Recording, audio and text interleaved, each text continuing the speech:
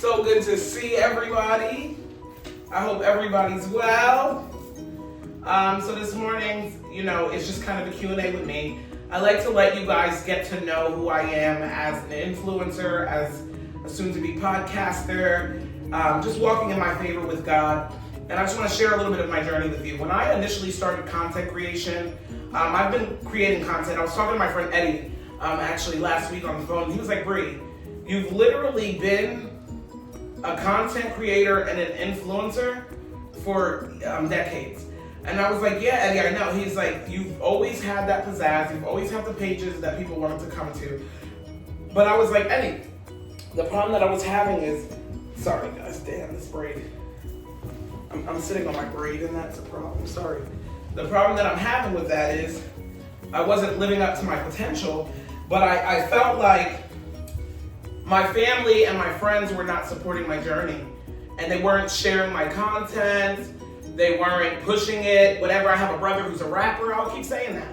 And I went so hard for him, I shared all his stuff. He never shared anything of mine. Nephew, niece, etc. But I was the person that they ran to. And I'm actually very sad about the relationship with my niece and nephews, because I practically raised them. I was with them all the time when they were little, and whatever narrative their mother pushed, they're riding with it. They could reach out. There was no beef between us, but that's neither here nor there. If you guys were following some of my journey.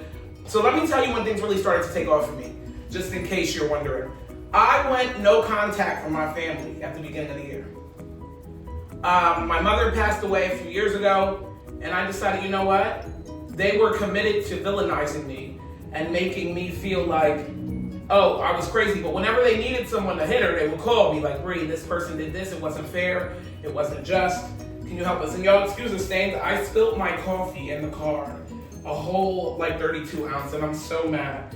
I should just stain my whole dress up actually now. But I just was not receiving the love, light, and support that I deserved.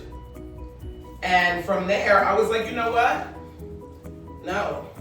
Because no. So once I went no contact, my content started to take off. So that's why I tell you guys it's important that you guys really understand the importance of stagnant energy and evil eye. Because you don't think it's your family, babe, but it's definitely your family who is not supporting your content, who has evil eye on it. For you to watch my shit and not say, hey, I want to like this or anything like that, it means you're a dick eater.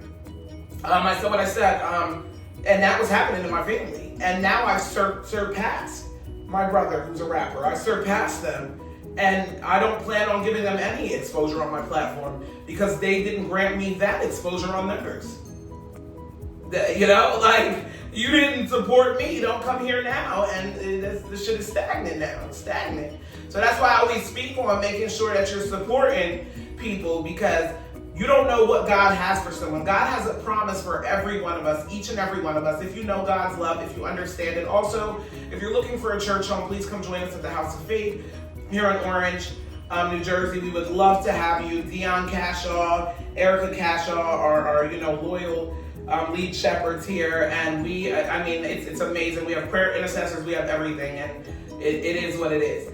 But God, whatever God has for you is going to be for you. And I just want to leave this video this morning for anyone that's struggling on their content creation journey and you're just kind of trying to figure things out.